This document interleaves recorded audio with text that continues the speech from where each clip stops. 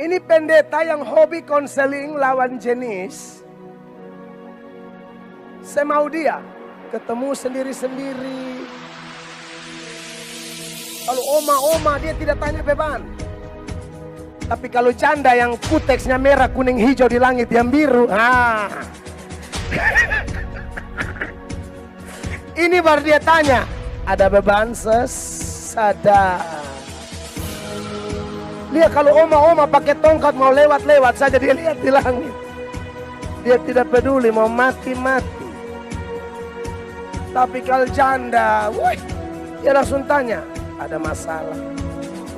Biar Bapak Gembala bantu. Bapak Gembala begini setan pakai.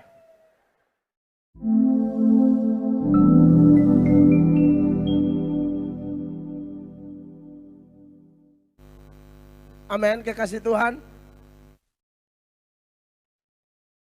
Dan kalau sudah model begitu, nah ini berat ini. Kalau orang sudah konflik dalam diri, konflik dengan sesama, konflik dengan Tuhan Allah, kelihatan dari gaya hidupnya. Orang kalau sudah begini, manifestasinya dia mau main acting kayak apapun akan kelihatan. Se-acting-actingnya Yudas kelihatan juga kalau dia itu rasul palsu. Yudas itu acting begitu rupa sampai Yakobus tidak tahu kalau dia itu palsu. Petrus tidak tahu kalau dia itu palsu. Thomas tidak tahu kalau dia itu palsu. Matius, Simon orang Selot, Tadeus tidak tahu kalau Yudas Iskariot itu palsu. Satu-satunya yang tahu cuma Tuhan Yesus. Ada orang yang munafiknya begitu rupa, actingnya begitu rupa, sehingga gembalanya pun tidak tahu kalau dia ini penjahat. Tidak tahu. Minta maaf Bapak Gembala, Bapak pendeta di Papua, sorry to say. Bahkan ada pendeta tuh yang selingkuh. Pendeta selingkuh. Pendeta begini, lebih baik bertobat. Sebelum Tuhan tendes di atas, lu pun jantung putus di bawah. Ini pendeta yang hobi konseling lawan jenis. Saya mau dia ketemu sendiri-sendiri. Kalau oma-oma dia tidak tanya beban. Tapi kalau janda yang kuteksnya merah, kuning, hijau di langit yang biru, ini baru dia tanya, ada beban sadar. Lihat kalau oma-oma pakai tongkat mau lewat-lewat saja, dia lihat di langit. Dia tidak peduli mau mati-mati. Tapi kalau janda, dia langsung tanya, ada masalah. Biar Bapak Gembala bantu. Bapak Gembala begini setan pakai.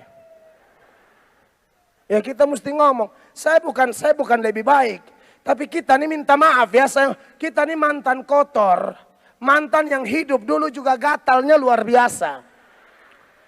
Tapi sekarang kita sudah hamba Tuhan. Makanya saya bilang teman-teman panitia yang undang saya bawa istri ya. Saya bawa istri ya. Karena jangan bilang pendeta hafal ayat kuat berdoa.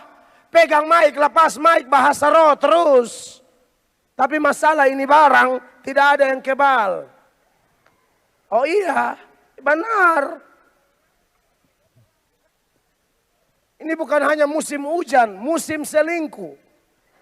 Sekarang nih.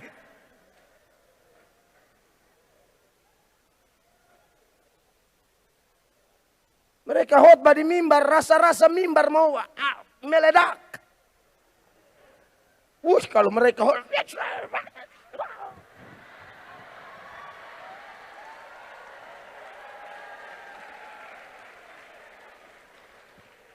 tapi ketemu perempuan cantik langsung bingung-bingung. Oh benar, ini saya omong ini, saya pusing setengah mati. Ada juga teman-teman, tapi kelihatan beberapa sudah bertobat. Saya tidak cek kembali, karena mereka juga hafal ayat, jadi urus diri masing-masing situ.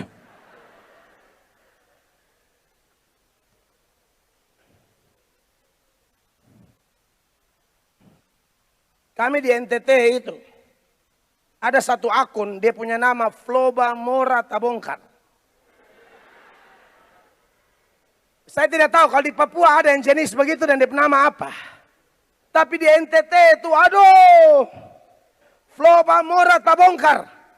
Itu dia bisa buka, pendeta ini selingkuh dengan siapa, pejabat ini selingkuh dengan siapa, ketemu di hotel mana, kamar nomor berapa, jam berapa, semua data lengkap. Terakhir dia ada kasih naik postingan bilang begini, ada satu pendeta tukang KKR, selingkuh. Nah saya ini kan tukang KKR. Saya langsung bilang, wih ini siapa kira-kira? Bilang data-data sudah valid, tinggal tunggu hari H posting. Kemarin berapa penghotbah, pokoknya di NTT, tapi orang lain banyak tidak suka akun ini. Kalau saya justru senang. Supaya pengkhotbah juga tahu diri. Jangan mulai dengan roh, tapi akhiri dengan daging. Mulai dengan hati hamba, tutup seperti bikin diri kayak selebritis. Kita bukan selebritis. Sekali hamba tetap hamba. Sekali hamba tetap hamba. Kita bukan selebritis. Yang bikin diri kayak selebritis.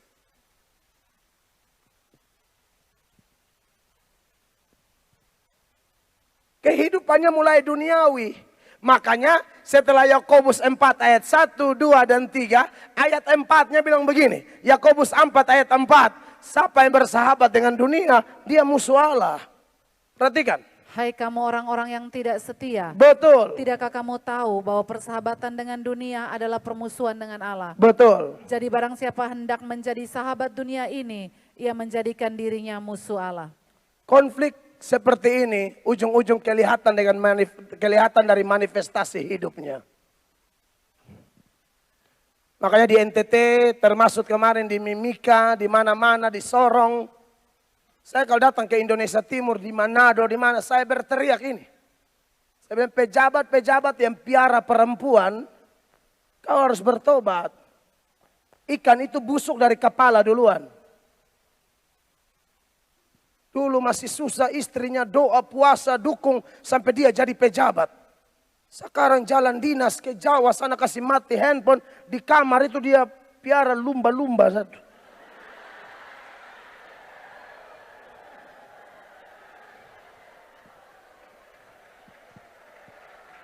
Iya, saya tidak tahu pejabat di Papua.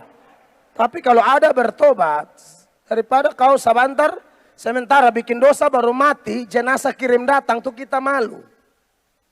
Saya kalau kubur jenazah model begini Bapak Gembala, saya tidak tahu mau khotbah apa.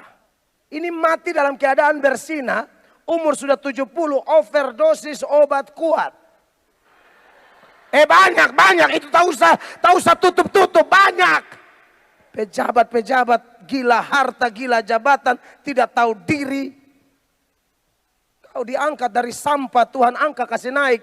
Kau tolong tahu diri. Raja Daud, Tuhan kasih, hei Daud, saya ambil kau dari antara binatang-binatang supaya kau tahu. Kau jadi raja, kau makan sana, makan sini, serobot sana, serobot sini.